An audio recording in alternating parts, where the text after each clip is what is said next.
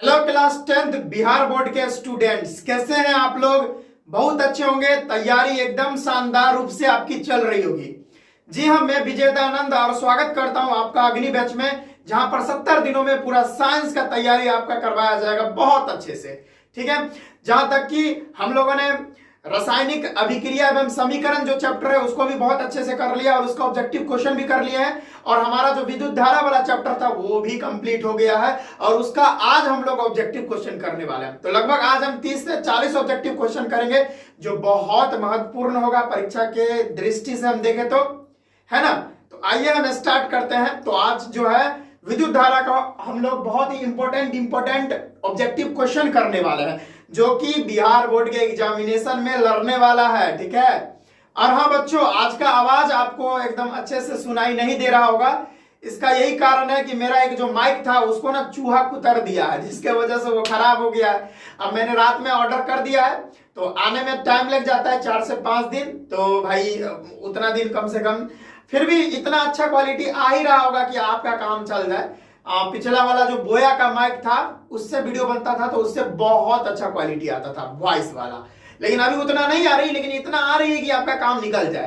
तो माइक आने में 4 से 5 दिन लग ही जाता है, आपको पता है, ऑनलाइन ऑर्डर करने पर।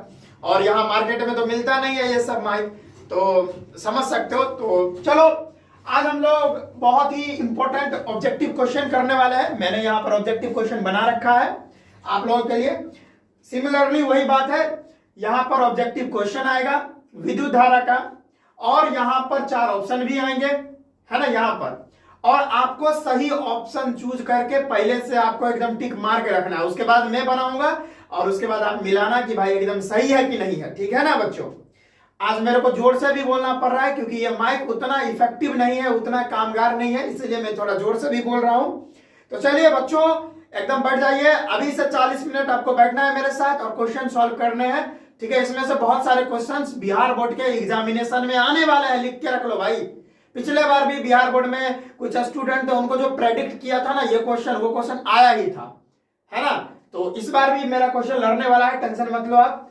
तो एकदम देखते जाओ क्या क्या मैं पढ़ा रहा हूं। तो चलिए पहला क्वेश्चन ये रहा आपके स्क्रीन पे कि निम्न में से कौन अर्धचालक नहीं है। क्या है पहला क्वेश्चन, निम्न में से कौन अर्धचालक नहीं है, यानी सेमीकंडक्टर नहीं है। सिलिकॉन भी सेमीकंडक्टर है। जर्मेनियम भी सेमीकंडक्टर है। पारा, ये देखिए मरकरी जो होता है ना, पारा, वो सेमीकंडक्टर नहीं है। ठीक है ना। तो हमारा ऑप्शन क्या हो जाएगा, सी नंबर ऑप्शन हमारा एकदम सही हो जाएगा। बोलो महाकाल की जय, जय श्री राम। चलिए अगला क्वेश्चन है 2 नंबर, वोल्ट पर एम्पियर प्रदर्शित करता है। तो दूसरा नंबर क्वेश्चन अब बनाने वाला है, एकदम कंसेप्ट के साथ आपको बताएंगे और आप अच्छे से करते जाइएगा। ठीक है, और पहले क्या कीजिएगा, पहले आप खुद से कोशिश कीजिएगा करने का, तभी तो आपको पता चलेगा यार मैं कितने पानी में हूं। क्योंकि अभी 2 से 3 महीना ही बचा हुआ है। 3 महीना तो मैं अब ज्यादा बोल दिया, 2 ही महीना बचा हुआ है एग्जाम का, तो अच्छे से तैयारी करना है। वोल्ट पर एम्पियर किस चीज को प्रदर्शित करता है बच्चों। ठीक है ना, वोल्ट पर एम्पियर, ठीक है ना, यानी वोल्ट बाय एम्पियर किस चीज को प्रदर्शित करता है। ऑप्शन में है एम्पियर को प्रदर्शित करता है, एम्पियर को तो करेगा नहीं क्योंकि नीचे एम्पियर भी है। वोल्ट को प्रदर्शित करता है कि ओम को प्रदर्शित करता है कि वाट को प्रदर्शित करता है। तो देखो भाई वाट को प्रदर्शित करेगा कि नहीं करेगा, इसको हम लोग देखते हैं। देखो भाई यहां पर एम्पियर और वोल्ट को तो नहीं है करेगा, ये दोनों तो भूल ही जाओ, एम्पियर और वोल्ट तो होगा ही नहीं। ओम को देखते हैं करता है कि नहीं। देखो हम लोग जानते हैं V = IR होता है, और अगर R इधर आ जाएगा तो V/I हो जाएगा। अरे भैया रे, पकड़ा गया। क्या पकड़ा गया, यहाँ पे पकड़ा गया R, यहाँ पर R को प्रदर्शित करेगा, यानी ओम को प्रदर्शित करेगा। R बोले तो ओम ही होता है इसका, है ना। तो V/I, V वोल्टेज के लिए और I जो है एम्पियर के लिए। तो यहाँ पर R जो है ना, यहाँ पर ऑप्शन नंबर सी हमारा एकदम सही हो जाएगा, ओम को प्रदर्शित करेगा। तो दूसरा नंबर का कौन सा ऑप्शन सही है, सी नंबर ऑप्शन सही है। तो चलो भाई आगे बढ़ते हैं एकदम बढ़िया से। ठीक है, वाट क्या हो सकता था, क्या वाट का बहुत सारा फॉर्मूला है, जैसे P इक्वल टू V² होता है ना, P इक्वल टू I² होता है। तो इस तरह से आप मिला के देखते फिर भी ये वाला नहीं ऑप्शन सही होता, इसीलिए हमारा ऑप्शन नंबर सी सही था। ठीक है, आगे बढ़ते हैं भाई। तीसरा नंबर क्वेश्चन क्या है, विद्युत प्रतिरोधक का मात्रक क्या है, यानी प्रतिरोध का मात्रक क्या है, एम्पियर है कि वोल्ट है कि ओम है कि वाट है। आपको पता ही है विद्युत जो प्रतिरोध होता है, विद्युत का प्रतिरोध, उसका मात्रक क्या होता है, तो उसका मात्रक ओम होता है, ओम। तो ऑप्शन नंबर यहाँ पर सी दिया हुआ है, तो ऑप्शन नंबर सी हमारा सही हो जाएगा।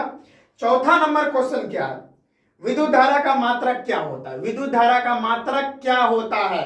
ऑप्शन आपको सब पता है यार, ये तो बहुत इजी इजी यहाँ पर सवाल आ रहे हैं, जिसको तो भाई मुंह से ही बताया जा सकता है। ठीक है ना, तो ऑप्शन में दिया हुआ है वाट, बी नंबर में है वोल्ट, सी नंबर में है ओम और डी नंबर में एम्पियर।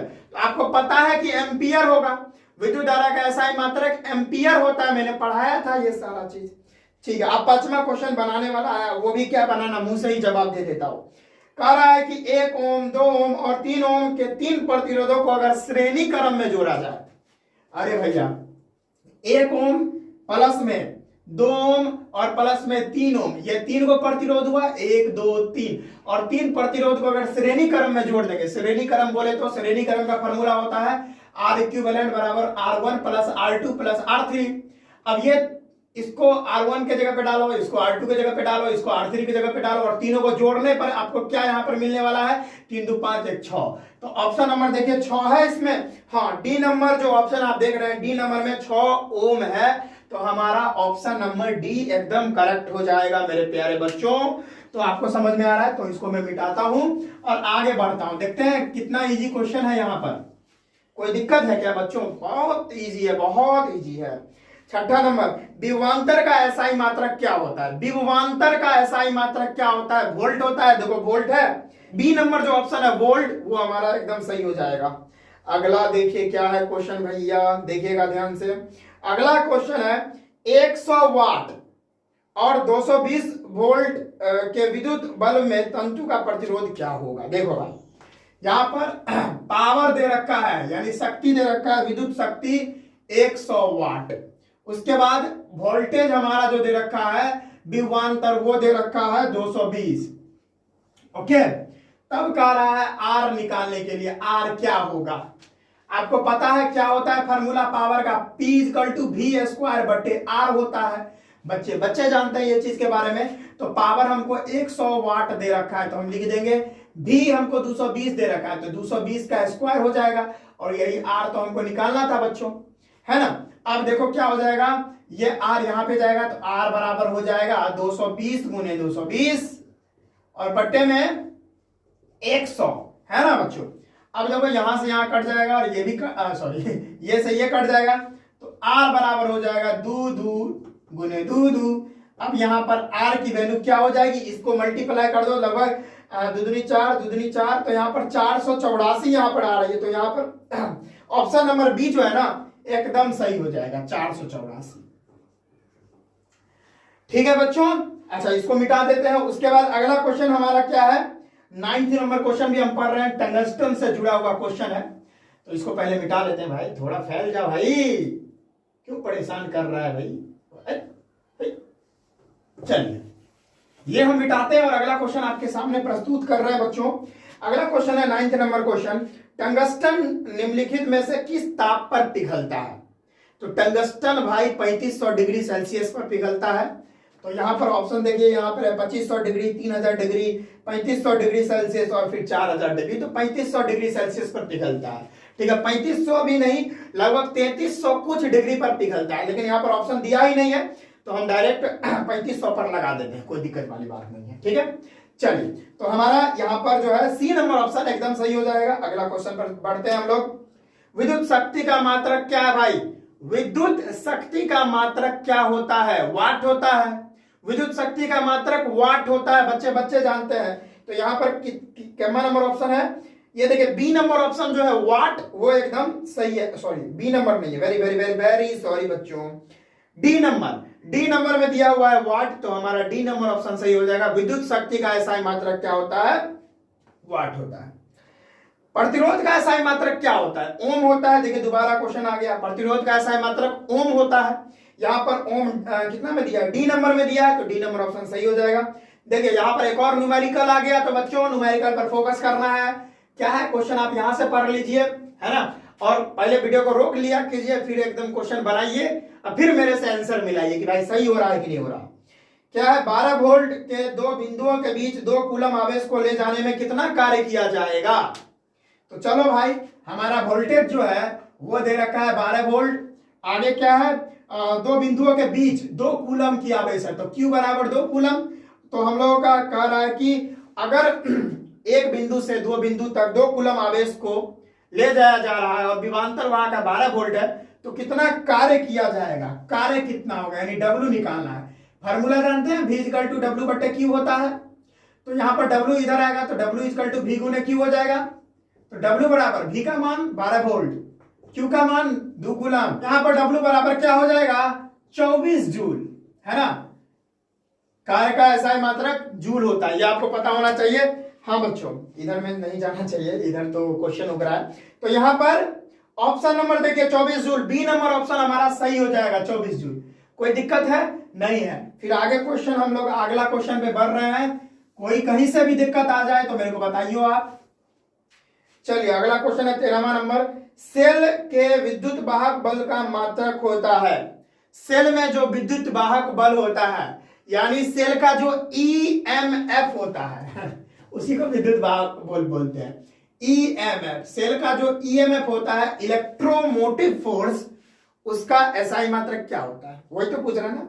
हाँ, विद्युत वाहक का बल का मात्रक क्या होता है? तो कोई भी बल हो तो बल का मात्रक यहाँ पर, वैसे बल का मात्रक तो न्यूटन होता है ना, लेकिन यहां पर विद्युत वाहक बल बोल रहा है। और ईएमएफ आपको पता है, ईएमएफ कौन प्रोड्यूस करता है, कौन बनाता है? वो ईएमएफ बना सकता है हमारा बैटरी। कौन? बैटरी। तो बैटरी जो है, बैटरी ही वोल्टेज प्रोड्यूस करता है, वोल्टेज देता है। तो हमारे कहने का मतलब उसका जो एसआई मात्रक होगा वो क्या हो जाएगा? वोल्टेज हो जाएगा, यानी वोल्ट हो जाएगा। तो हमारा ऑप्शन नंबर यहां पर बी एकदम सही हो जाएगा, कोई दिक्कत वाली बात नहीं है। 14वां नंबर क्वेश्चन देखिए क्या है भाई। एक एमीटर के स्केल पर 0 तथा 2 एम्पियर के बीच में, देखिए भाई ये भी बहुत अच्छा क्वेश्चन है। चलिए ये मान लेते हैं ये एमीटर है, ओके ठीक है, और यहां से 0 है, ये 0 है ना, और यहां पे 1 एम्पियर है और यहां पे 2 एम्पियर है। ओके मान लेते हैं, चलिए कोई दिक्कत है? नहीं है। तो कह रहा है कि एक एमीटर के स्केल पर 0 से 2 एम्पियर के बीच में 20 गो विभाग है, यानी 20 गो विभाग करने का मतलब 1 2 3 4 5 6 7 8 9 10। 0 से 1 में 10 और 1 से 2 में भी 10। 1 2 3 4 5 6 7 8 9 10 हो गया 10। तो कह रहा है कि एक एमीटर के स्केल पर 0 से 2 एम्पियर के बीच में लगभग 20 गो विभाग है, 20 गो। तो हमको यहां पर कह रहा है कि ये जो एमीटर है सबसे लोएस्ट रीडिंग कहां पे दिखाने वाला है, यानी सबसे कम रीडिंग कब दिखाएगा। तो देखो यहां पर अगर इसका रीडिंग दिखाएगा तो ये 0 एम्पियर है, तो इसका कोई मतलब ही नहीं रहेगा। लेकिन भैया अगर यहां पर कोई रीडिंग दिखा रहा है, यानी इसका मीटर अगर 0.1 दिखा रहा है, तो ये सबसे कम रीडिंग दिखाएगा। इस एमीटर का सबसे कम रीडिंग क्या होगा? सबसे कम रीडिंग दिखाने का क्या मतलब है, यानी ये 0.1 एम्पियर दिखाएगा। इससे कम होगा तो 0 ही हो जाएगा। 0 का मतलब क्या? कुछ नहीं। तो सबसे कम, सबसे जो न्यूनतम यहां पर दिखाने वाला है जो विद्युत धारा, यानी जो भी करंट दिखाएगा वो क्या होगा? 0.1 एम्पियर। तो यहां पर ऑप्शन है 0.1 एम्पियर, हमारा एकदम सही हो जाएगा, कोई दिक्कत वाली बात नहीं है। चलिए समझ में आ गया? कोई दिक्कत है क्या? नहीं है। फिर हम आगे बढ़ते हैं, इसको मिटा दें। चलो ऑप्शन नंबर ए हमारा सही हो जाएगा बच्चों। चलिए कोई दिक्कत है नहीं। अब है अगला क्वेश्चन 15, आवेश का एसआई मात्रक क्या होता है? आवेश, देखो भाई, आवेश जो होता है, आवेश का एसआई मात्रक पूछ रहा है। तो आवेश को हम दिखाते हैं क्यू से, और इसका एसआई मात्रक कूलाम्ब होता है। क्या होता है? कूलाम्ब। तो देखिए कितना नंबर है, देखिए कूलाम्ब 15 का डी हो जाएगा। एसआई मात्रक आवेश का कूलाम्ब होता है, तो 15 का डी हो जाएगा। अगला क्वेश्चन पे बढ़िए, विद्युत बल्ब का तंतु किस धातु से बना होता है? क्या बोला मैंने?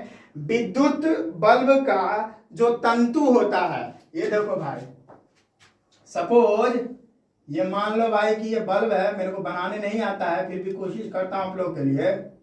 अगर ये बल्ब है तो इस तरह से जो बना रहता है, तो उसका जो बल्ब का जो ये तंतु होता है, ये तंतु किस धातु का मिलके बना होता है, यानी किस धातु से बना होता है? तो आपको पता है टंगस्टन का बना होता है।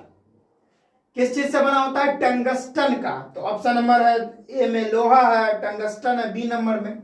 तांबा का तो बना नहीं रहेगा, सोना का बना नहीं रहेगा, ये तुरंत पिघल जाएगा। अब क्वेश्चन पूछ दिया जाता है कि टंगस्टन का क्यों बना होता है, सोना चांदी का बना रहेगा। तो देखिए भाई, वो बल्ब जो जलता है वो बहुत अधिक टेम्परेचर पर जलता है, बहुत अधिक तापमान लगता है उसको जलने के लिए। मतलब वो जो लाल रंग का बल्ब देखे हैं जो बढ़ता है 100 वाट का बल्ब, तो वो जलते जलते बहुत गर्म हो जाता है।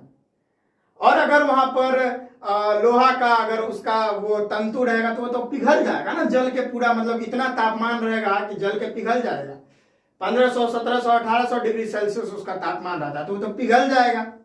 लेकिन अगर वहां पर टंगस्टन लगाएंगे तो टंगस्टन का जो मतलब क्वथनांक और गलनांक जो होता है, मेल्टिंग और बॉइलिंग पॉइंट, वो बहुत अधिक होता है, लगभग 3300-3400 डिग्री सेल्सियस होता है। तो उस जगह पे ये तो पिघलेगा नहीं और ये अच्छा से काम भी करता रहेगा। आ गया समझ में बच्चों? तो इसलिए हम लोग करते हैं। तो टंगस्टन हमारा जो होगा ऑप्शन वो सही हो जाएगा। कितना नंबर ऑप्शन में है? बी नंबर ऑप्शन, 16 का बी एकदम सही हो जाएगा। अगला है 1 वोल्ट कहलाता है। 1 वोल्ट कहलाता है, 1 वोल्ट क्या कहलाता है? तो देखो भाई, 1 वोल्ट को हम कैसे डिफाइन करेंगे? तो यहाँ पर ऑप्शन क्या क्या दे रखा है? जूल पर सेकंड दे रखा है, जूल पर कूलम दे रखा है, जूल पर एम्पियर दे रखा है, और इसमें से कोई नहीं। तो इसके लिए वोल्टेज का हमको फॉर्मूला पता होना चाहिए। V बराबर W/Q होता है ना? तो देखो W जो है, W का एसआई मात्रक जूल होता है, तो हम लिख देंगे जूल, और बट्टे में Q बोले तो आवेश होता है, और आवेश का एसआई मात्रक कूलम होता है। तो जूल पर कूलम किसके बराबर होगा? वोल्ट के बराबर होगा। तो यहां पर देखो भाई, joule per coulomb, B number option, joule per coulomb एकदम सही हो जाएगा। तो बी नंबर ऑप्शन हमारा यहाँ पर सही हो गया, यहाँ इसके हिसाब से, है ना? तो 17 का बी नंबर ऑप्शन एकदम सही हो गया। बोलो बढ़िया से, एकदम समझ में आ रहा है? चलो भाई, अगला क्वेश्चन पर हम लोग बढ़ रहे हैं। 18 नंबर क्वेश्चन क्या है? किलोवाट घंटा, KWH जिसको बोलते हैं, हम पढ़ाए थे ये भी बात, यानी KWH किलोवाट आवर इसको बोलते हैं, है ना? तो किलोवाट आवर का मात्रक क्या है? तो धारा का मात्रक है क्या ये किलोवाट आवर, कि समय का मात्रक है, कि विद्युत ऊर्जा का मात्रक है, कि विद्युत शक्ति का मात्रक? आपको पता है जो आपके घर में जितना भी बल्ब जल रहा है, पंखा चल रहा है, आयरन चल रहा है, फ्रिज चल रहा है, मोटर चल रहा है, कुछ भी चल रहा है, तो वो सारा चीज आपका काम हो रहा है। पंखा चल रहा है तो वो काम हो रहा है, तो काम करने के लिए ऊर्जा की आवश्यकता होती है, तो विद्युत ऊर्जा की आवश्यकता हो रही है। तो वहां पर जो भी ऊर्जा खर्च होता है वो किलो वाट आवर में दिखाई देता है। तो यह तो एक ऊर्जा का मात्रक है ना? तो हमारा ऊर्जा का मात्रक हो जाएगा विद्युत ऊर्जा का। 18 का सी नंबर ऑप्शन सही हो जाएगा बच्चों, बढ़िया है, कोई दिक्कत नहीं है। 19वां नंबर क्वेश्चन पढ़ते हैं। विद्युत हीटर की कुंडली में किसका प्रयोग किया जाता है? विद्युत हीटर जो होता है, हीटर जानते हैं ना, जो गर्म करता है, उसका जो कुंडली होता है वो किस चीज का होता है? तो नाइक्रोम का होता है, कि टंगस्टन का होता है, कि तांबा का होता है, कि जस्ता का होता है? देखो भाई, आपको बताया था मैं, जो कुंडली होती है किस चीज का, हीटर का, उसका काम है उष्मा देना। अभी ठंडा का महीना आ गया है, तो इसका मतलब क्या है कि अब ठंडी लगेगी, तो हीटर का प्रयोग रूम को गर्म करने के लिए होता है। यानी कहने का मेरा मतलब क्या है कि ठंडा लगेगा तो पूरे घर को वो गर्म करेगा। तो यहां पर क्या हो रही है, विद्युत ऊर्जा, यहां पर क्या हो रही है, विद्युत ऊर्जा, यहां पर विद्युत ऊर्जा उष्मीय ऊर्जा में यानी हीट एनर्जी में कन्वर्ट हो रही है, हीट एनर्जी में। विद्युत ऊर्जा कहां जा रही है, हीट ऊर्जा में जा रही है, हीट एनर्जी में जा रही है ना। तो यहां पर पूछ रहा है हम लोगों का कि वो किस चीज का मतलब उसका बना होना चाहिए। तो देखो भाई, अगर पहला नंबर है कि यहां पर ऑप्शन दे रखा है तांबा, तांबा तो नहीं होगा क्योंकि तांबा का प्रतिरोध उसके अंदर ज्यादा नहीं होता है, प्रतिरोध उसके अंदर ज्यादा नहीं होता है, तो वो ज्यादा उष्मा नहीं प्रदान कर पाएगा वो तांबा का तार। जस्ता का तार आप लोग सुने हो क्या, नहीं होता है। टंगस्टन का तार होता है लेकिन उसका प्रतिरोध ज्यादा नहीं होता, उसका कथनांक और गलनांक ज्यादा होता है लेकिन उसके अंदर प्रतिरोध ज्यादा नहीं होता है। लेकिन मैंने आपको बताया था विद्युत धारा का उष्मीय प्रभाव जब हम पढ़ा रहे थे तो उसमें बताए थे कि जब एक ऐसा जब कोई उच्च प्रतिरोध वाले तार से विद्युत धारा को हम पास करवाते हैं, प्रवाहित करवाते हैं, तो वो जो उच्च धारा जिस तार के अंदर होती है उसके अंदर बहुत ज्यादा उष्मा मतलब निकलने लगता है, उष्मा प्रोड्यूस होने लगता है, ठीक है ना। क्यों होता है, क्योंकि बहुत ज्यादा भीड़ है, उससे लड़ते हुए जाएगा ऐसे जिसके वजह से उष्मा प्राप्त होगा, उष्मा निकलेगा। तो यहां पर ऑप्शन हमारा क्या सही हो जाएगा।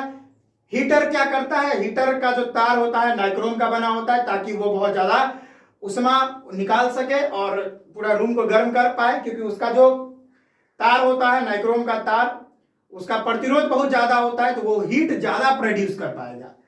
एक फॉर्मूला आप लोग पढ़े थे, H समानुपाती R, यानी जितना ज्यादा किसी भी तार का प्रतिरोध होगा वो उतना ही ज्यादा उष्मा प्रोड्यूस करेगा, निकालेगा। समझ में आया। तो इस हिसाब से हमारा नाइक्रोम का तार एकदम सबसे ज्यादा प्रतिरोध वाला हो जाएगा तो वो ज्यादा उष्मा देगा, है ना। तो हमको तो वही काम है, जो ज्यादा उष्मा देगा उसी का काम तो होगा हीटर के रूप में। आ गया बच्चों समझ में, चलिए कोई दिक्कत नहीं है, चलिए बढ़िया है। तो यहाँ पर 19 का हमारा ए नंबर ऑप्शन सही हो जाएगा। 20वां नंबर क्वेश्चन देखिएगा, एक एचपी बराबर क्या होता है।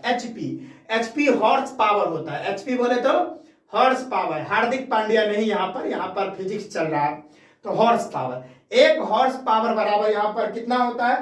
तो ऑप्शन दिया है 746 वाट, 736 वाट, 767 वाट या 756 वाट। तो यहां पर ऑप्शन हो जाएगा हमारा ए नंबर ऑप्शन 746 वाट।